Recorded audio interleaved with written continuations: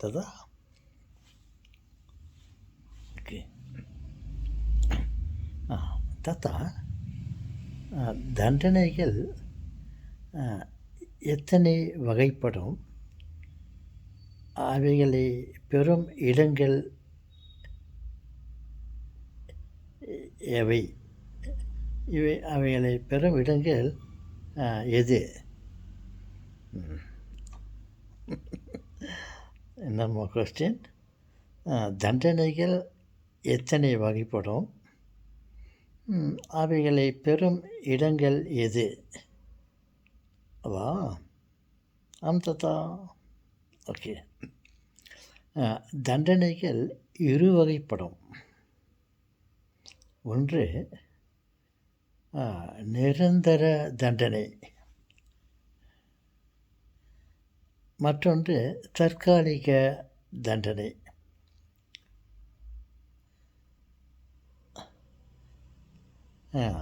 அவைகளை பெறும் இடம் நிரந்தர தண்டனை என்பது நரகத்திலே அந்த தண்டனையை நாம் பெறுவோம். நாம் பெறுவோமா? அந்த நிரந்தர தண்டனை பெறுமிடம் நரகம். ஓகே. தற்காலிக தண்டனையை பெறும் இடம்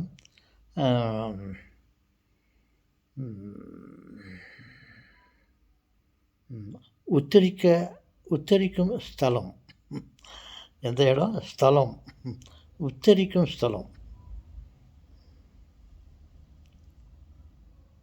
அவ்வளோதான்.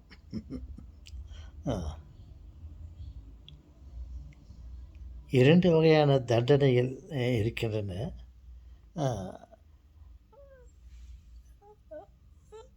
ஒன்று ஆயுள் தண்டனை.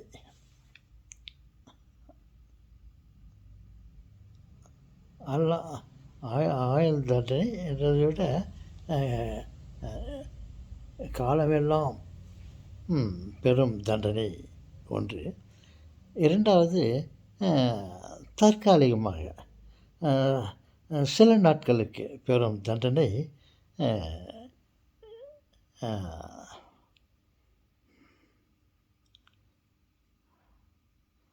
உச்சரிக்கும் ஸ்தலம். ஓகே, சொல்லுங்களே. ததா தானேயோ. அப்போது வேறு இடமே இல்லையா தாத்தா? வேறு ஒரு இடம் இருக்கிறது. அது தண்டனையே இல்லாத இடம், சொர்க்கம். எஸ், மோட்சம்.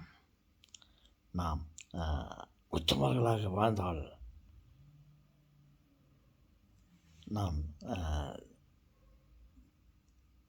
தெரிந்தும் தெரியாமலும் நம் தவறுகளை செய்யாமல் இருந்தால் நமக்கு மோட்ச ராஜ்யம் என்று ஒன்று இருக்கிறது.